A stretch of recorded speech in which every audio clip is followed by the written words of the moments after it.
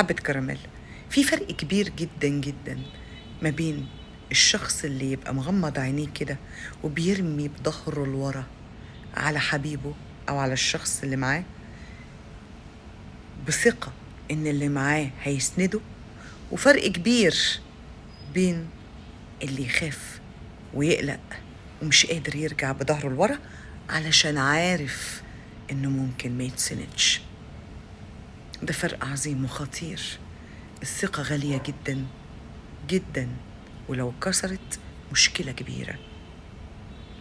الثقة مش بس كلمة، الثقة أمان، حضن معنوي، إحساس إن ظهرك مش مكشوف مهما حصل.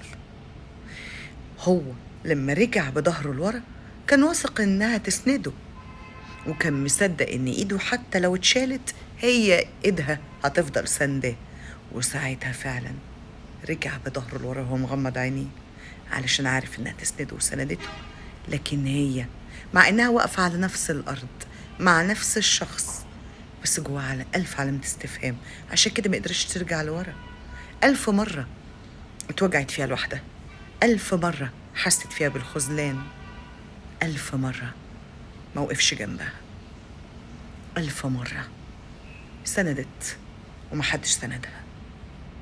الخوف ما كانش من الوقعة، الخوف كان من الخذلان، إنها تنادي في اللحظة الأخيرة وما تلاقيش حد، إنها تنزل بكل حمولها وما تلاقيش السند، إنها ترجع بظهرها لورا وهي مغمضة عينيها وما تلاقيش اللي ياخد باله منها.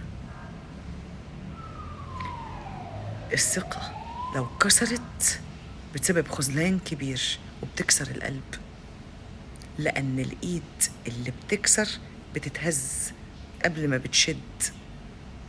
فتعلموا إن الثقة مش فرض، الثقة شيء بيتبني، حاجة غالية قوي، حاجتين بيروها وبيسقوها، الصدق والاحتواء. ساعتها لما هتيجي لحظة الاختبار هي هترجع بظهرها لأنها متأكدة إنها وقتها هتلاقيه.